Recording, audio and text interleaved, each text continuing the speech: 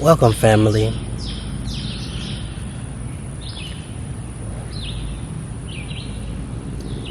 I really want to talk vitality and, keeping a healthy relationship with food. Um,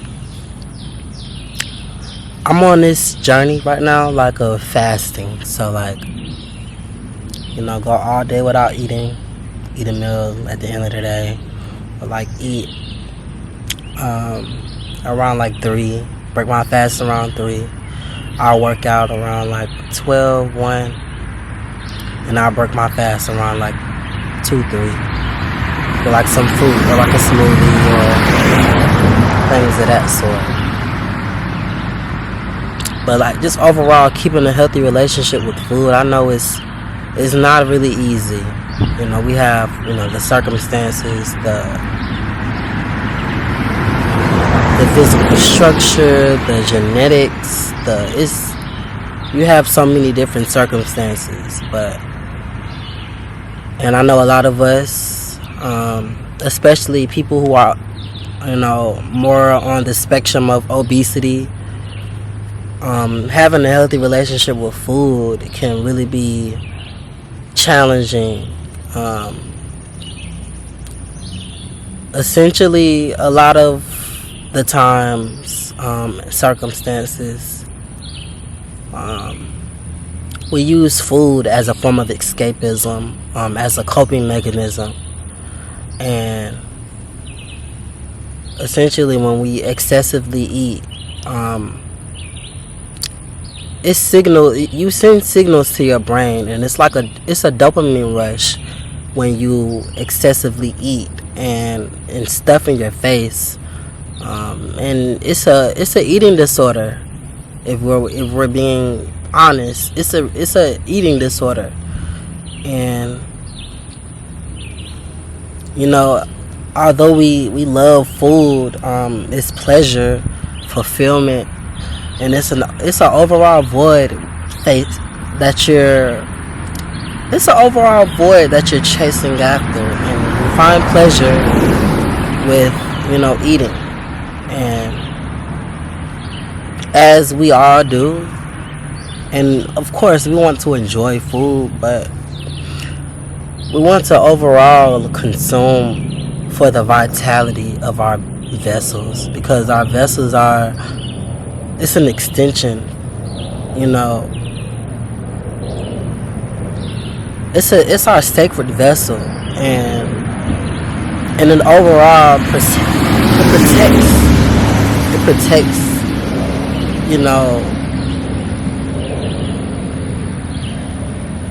this energy inside of us. I'm gonna say it I'm gonna interpret it that way.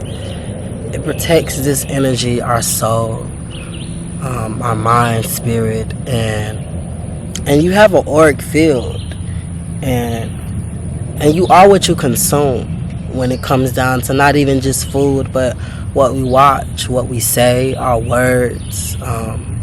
Our word is very impeccable, and what you tell yourself, you believe. What you tell yourself, you believe. So if you tell yourself that, losing weight is hard, then that's your belief system, and you limit yourself to that belief. You tell yourself that you can't eat healthy foods, you can't eat, fruits, veggies, and things of that sort because it's out of your comfort zone. Then you essentially limit yourself to that reality. But we all want to live long, healthy lives. We want to live a life filled with longevity and health, because as we know, health is wealth, and what you feed your vessel, what you feed your temple, that determines the longevity of your lifespan. Changing your limiting beliefs, putting life inside of you, feeding your soul with life, that overall determines your lifespan and your souls. It determines how you're living out your soul's purpose, what you're feeding your soul. our word, is very impeccable, and the words that we affirm to ourselves, even the people who we are around, when you're receiving certain words of affirmations, and what you're programming your subconscious to believe, and the people who are programming your subconscious, what they're instilling into you, the limiting beliefs that they have. We want to be around people who provide life, who provide us with substance, of soul. The music we listen to, what is this affirming to us? What are we feeding our soul? I had to tell myself this because the music we listen to really determines our overall day, how our day starts and how our day ends. And when we rest our eyes, what is in our subconscious. I've really been paying attention to my dreams, because my dreams, they are in sequence with my reality, and I'm able to shape my reality based off of the events that occur in my dreams, and they're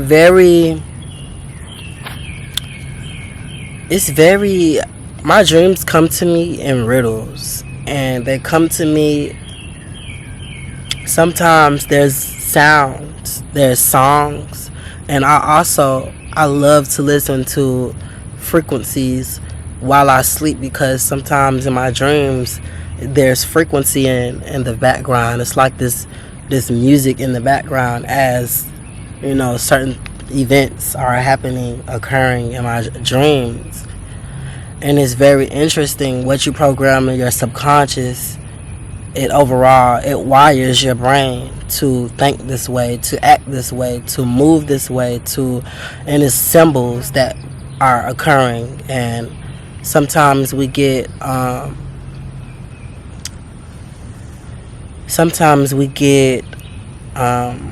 what's the word?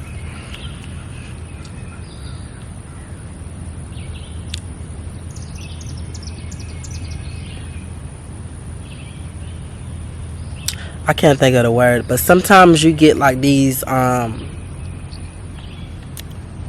it's like in sequence, and it's like something happens, and something along the lines that connects it to this event that occurred previously. It aligns, and everything aligns, and everything happens as it should, happens divinely, in that moment in time.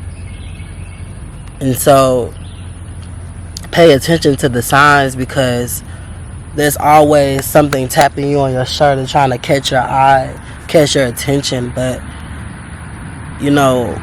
what you feed yourself, what you tell yourself, what you believe about your reality, that essentially you wrap around truth in that, and it becomes your truth.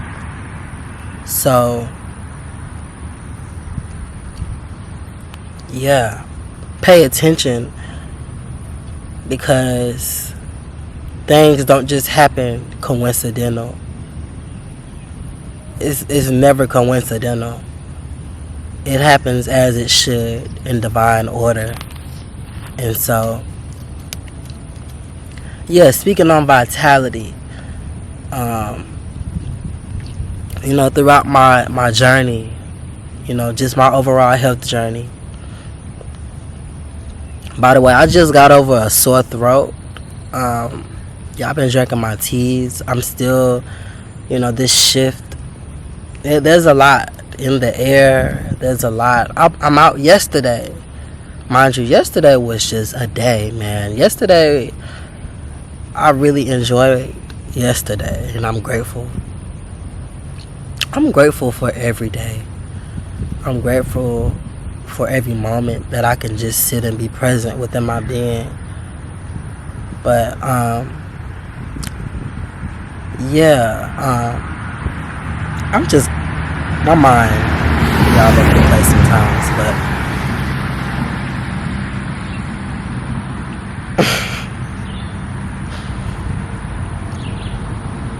Let's just take a moment to just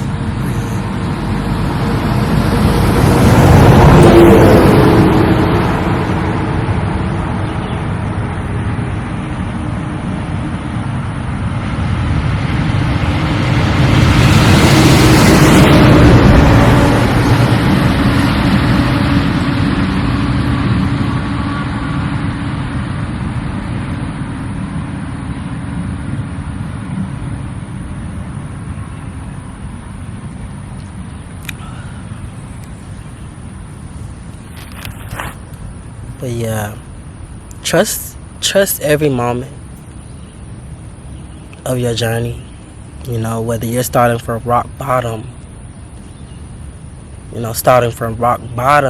it's like you have to maintain this trust for yourself, because when you self-sabotage and neglect, just your overall process, whether you want to start a goal and achieve that, check that off, on to the next goal. I know some of us, we lack ambition, we lack drive in certain aspects of life because we don't be driven by certain things. And I know me, for myself, I'm not driven by a lot of things. Like, I'm not driven by money, I'm not driven by entertainment as much as I used to be. That's why I deleted social media. I'm not driven by everybody else's journey and experience. I'm just driven by the moment. I'm driven by the presence. I'm driven by the satisfaction of laughter. I'm driven by, sitting in my emotions and dwelling and analyzing certain things to make sense of certain things. I come across this quote. It was like, I'm sorry if I'm not keeping in touch. There's just nothing to say. And sometimes I have nothing to say. Sometimes I just want to be alone. And I know a lot of us, we just want to be alone and just be present within our own being. And when we have the energy to accumulate, when we have the capacity to extend to others, then so be it. We're not driven by a lot because people are shallow. Humans are shallow. And certain conversations be so surface level for me, where it's just like, if it's not feeding my soul, if it's not feeding my heart with life, if it's not feeding me with love, I want no parts. Lauryn Hill said, if I'm not included, then I just have to remove it from my mind, because it has to be insanity. If I'm constantly overextending myself, I will drive myself insane. I will reach to the capacity of nothingness, where it's just like I just want to scream and be alone and sometimes cry. And that's okay, because we're human, essentially. And we have the right. It's our birthright to feel. It's our birthright to feel the emotion, feel the ripples, feel the rapture, feel the anger, rage. And sometimes when you're on this journey of self-discovery, where you're trying to be a better human, you need that alone time, you need that isolation, so that you can have a clear state of mind and focus on the things that you need to focus on. Overstimulation, it drains you. Constantly chasing after money, it drains you. Constantly being driven and constantly chasing and having this ambition, and you can never sit with yourself, sit with your soul and be. What is there to live for when you're not feeding your soul? I'm talking with my grandmother, and I love talking to my grandma, because you get the realness of how life used to be back then. You had gatherings, you had family gatherings, families see each other all the time.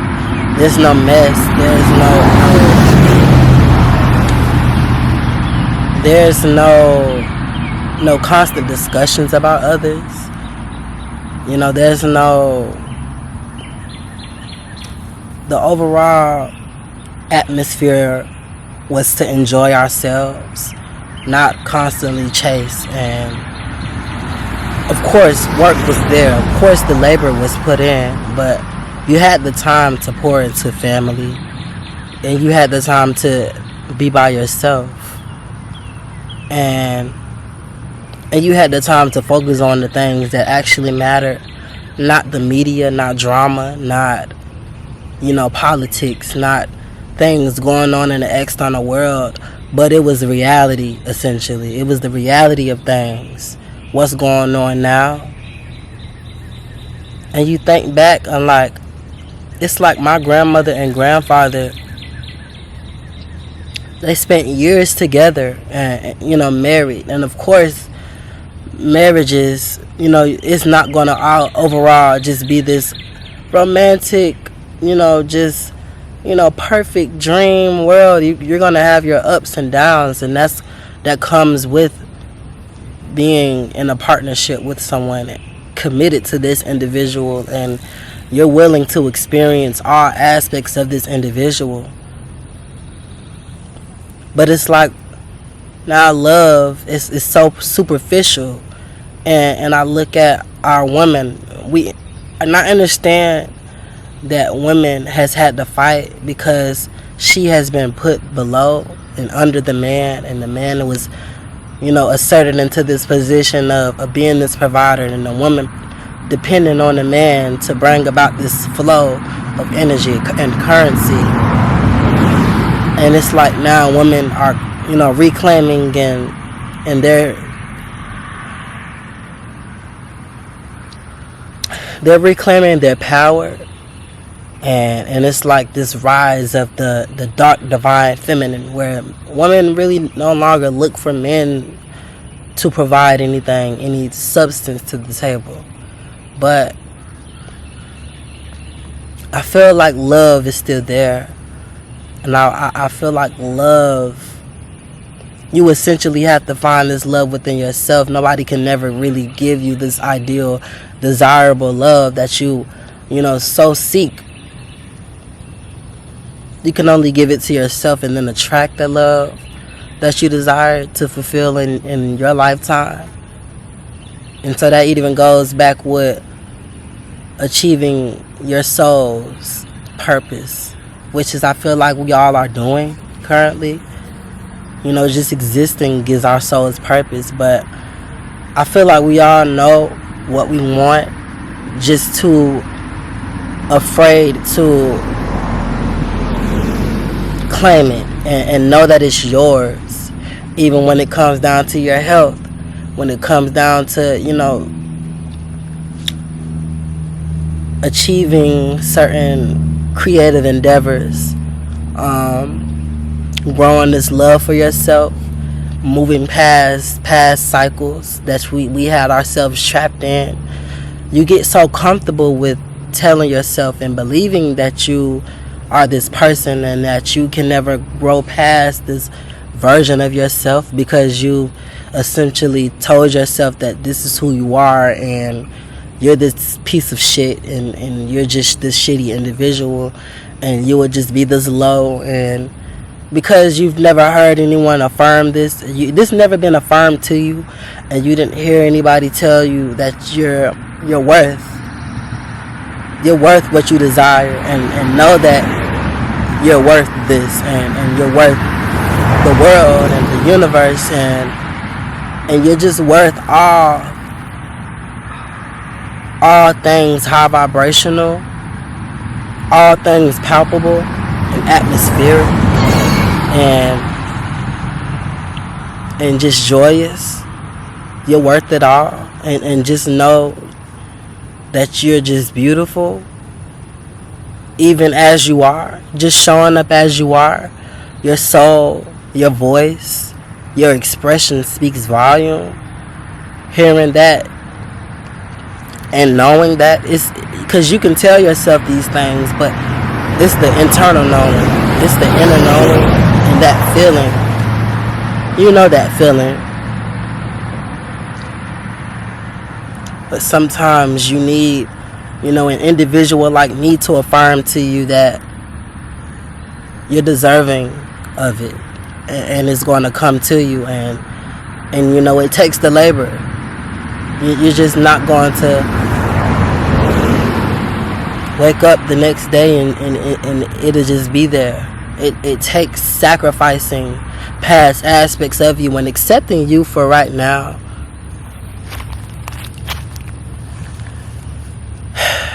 we live in a society that is very subjective and mediocre and superficial, and has these standards placed very high, and they're westernized standards. We know this, and we're aware of this. But you can't have one foot in the door and one foot out the door. You have to be committed to this, and of course, the journey isn't going to just be this full-on catapulting it. In certain circumstances, when you have that drive and hunger, it's all within the mindset. But everybody's brain isn't wired the same. And so it's all about rewiring your mind and knowing that it's for you. You just have to claim it. And you have to want it. And once you're on that journey, once you're on that path, trust it and know that you are doing this for a higher good, a higher purpose, higher than yourself. And this love there, and flies in my face. It's love there, and it's for you. It's not for anybody else. It's not for any external validation. It's not for no one else. It's for you. And I'm not going to say in the end goal, because I was talking to myself earlier. Sometimes we get to a certain goal, a certain level in our being, physically, mentally, spiritually, where it's just like, wow, like we feel so great, we look great, skin glowing, body glowing, body just looking great. You tell yourself, wow, like you don't need to go nowhere else. Like you don't need to put no more work in, and you get complacent. I know I've talked about complacency, and I've came about this idealization from different perspectives, because I see things from different perspectives. But we can get complacent and fall short, and it's like you're at ground zero again. But it's never too late. And I've talked about making this pivotal moment where it's just like, okay, snap back. Know that we have a purpose to fulfill. And once again, it's higher than yourself. And make it fun. And throw some music on that's going to put your spirits in elevation. And it's tunnel vision, and you have a vision, and your vision is clear, and you know what you're serving, what purpose you're serving. And it's essentially for the Most High. Like, it's for the Most High. It's for life. It's for love. That's the purpose. It's for love. It's to just be whole within self and be centered within self. And yeah.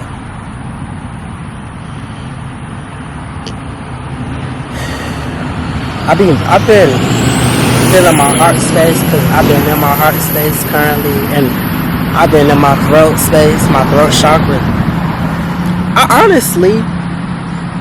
I've been feeling it all over, and the energy, the shifts occurring is very prevalent, and is very here, and it's very present. And just the distractions, they're bound to try to interfere. People's perceptions of you are bound to happen. But allow people to perceive, because the only person that can create the narrative is you. And so, my last video was very out of my comfort zone, but I've I accept. I'm one with my self acceptance, and I'm comfortable with accepting myself, and being very honest with my journey, because the only person that knows me is me, and the only person that can really bring me down and make me feel low is me. And so by me claiming my power and stepping out of my comfort zone and really just taking full control of just where my energy shifts, and how I transform into this being that I am currently, that's all that matters, because I am that I am, and I know who I am, and I know that I'm an extension from God, and I've been sent here on this planet of existence to be as of service and be a voice, to cosmic beings, because I know that there's individuals, and I don't really do this for anyone. I really do it for myself, and I do it for the youth, because I know that essentially what I do is the blueprint for young individuals, souls that are going to come across my channel, and I'm going to speak life into them, and really show them that the power is to them, the future is to them. And as we pave the way for our youth, we essentially show them how to be self-sovereign. And I was watching Andrew Tate yesterday, and even though this man, he vibrates in this superiority standpoint, but he's self-sovereign, and I respect that about him. His integrity, his personal integrity speaks volume, and that's why I'm so true to self, because my personal integrity speaks volume, and it isn't easy to be 100% honest with yourself and transparent with yourself. But for a man like Andrew Tate to experience prison and really control his reality, and the power is in his hands. We want to be self-sovereign. We don't want to depend on nobody for shit. We don't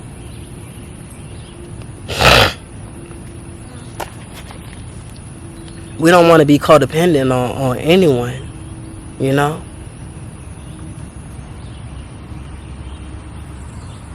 And so the journey is yours. I love you.